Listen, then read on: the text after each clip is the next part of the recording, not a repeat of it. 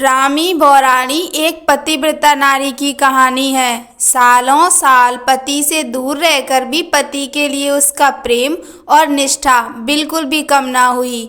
ऐसा कहा जाता है कि रामी की पतिव्रता सीता और सावित्री से कम नहीं थी।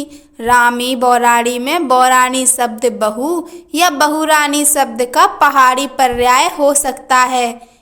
एक गांव में रामी नाम की विवाहिता अपनी सास के साथ रहती थी। कम उम्र में ही रामी की शादी हो गई थी। शादी के बाद ही रामी का पति दिल्ली हुमायूं की फौजी में भर्ती होने चला गया। सास और बहू में काफ़ी प्रेम था। वे दोनों माँ बेटी की तरह रहती थीं। सास घर के काम करती और रामी बाहर गाय बकरी को चराने और खेती बाड़ी का काम संभालती थी। रामी अपने पति से बहुत प्रेम करती थी। उसकी याद में रामी काफ़ी उदास रहती। वही हाल रामी की सास का भी था। बुढ़ापे में बेटे के दूर रहने की चिंता उसे खाए जा रही थी। वे दोनों ऐसे ही अपने दिन काट रहे थे। देखते देखते 11-12 साल बीत गए और रामी का पति ना लौटा, ना उसने अपनी खबर भेजी। रामी को यकीन था कि उसका पति एक दिन जरूर वापस आएगा। एक दिन रामी तपती गर्मी में खेतों पर काम करते करते थक गई। उसने आसपास के खेतों में नज़र दौड़ाई। बाकी औरतें घर जा चुकी थीं। काम में मग्न रामी को खबर ही नहीं लगी कि सब औरतें कब चली गईं।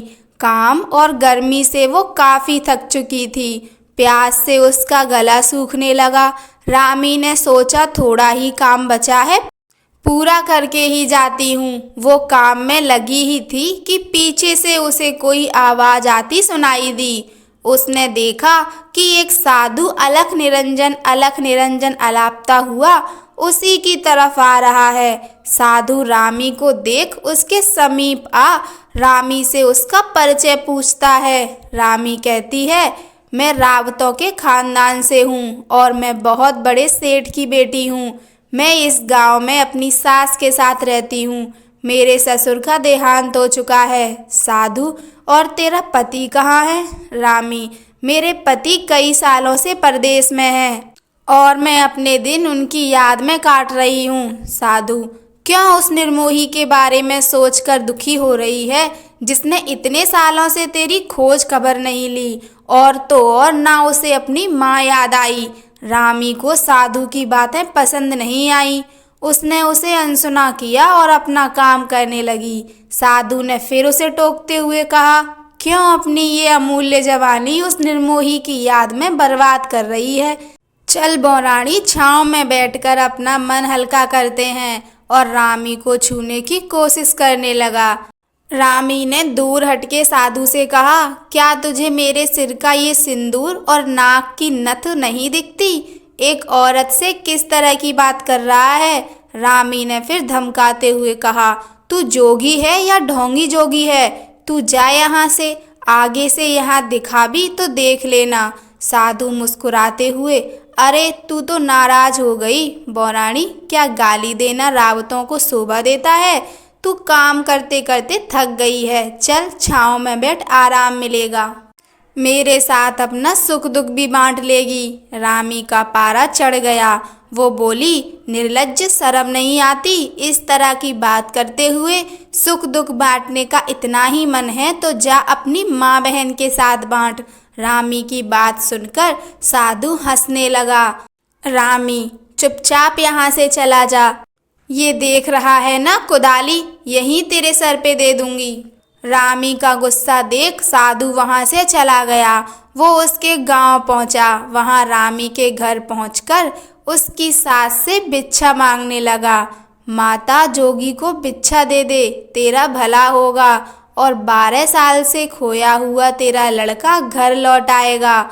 यह सुन रामी की सास साधु के चरणों में गिर गई और साधु को अपने घर के अंदर ले गई।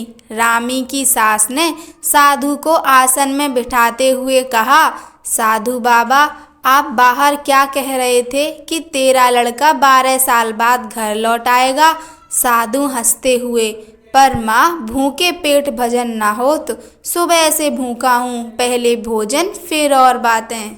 रामी की सास, साधु बाबा आप बैठो, मैं जल्दी से भोजन चूल्हे पर चढ़ा देती हूँ। इतने में रामी भी खेत का काम करके आ गई। अपने आंगन में उसी साधु को बैठा देख रामी को फिर गुस्सा आ गया।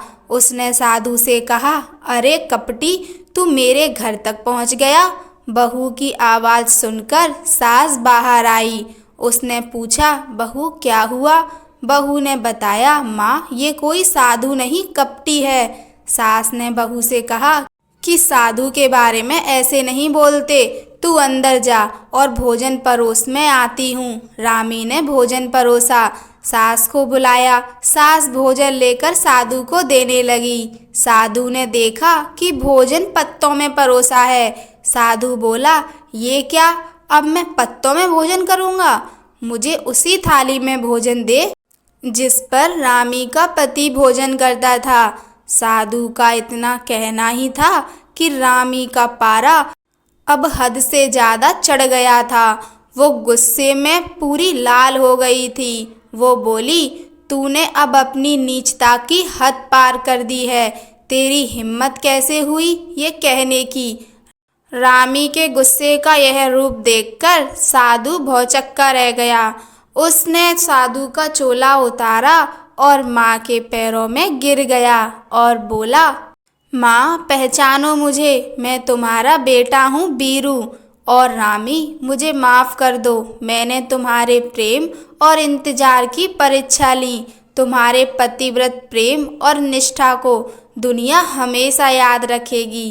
कहानी सुनने के लिए आप सभी का धन्यवाद। जय श्री राम।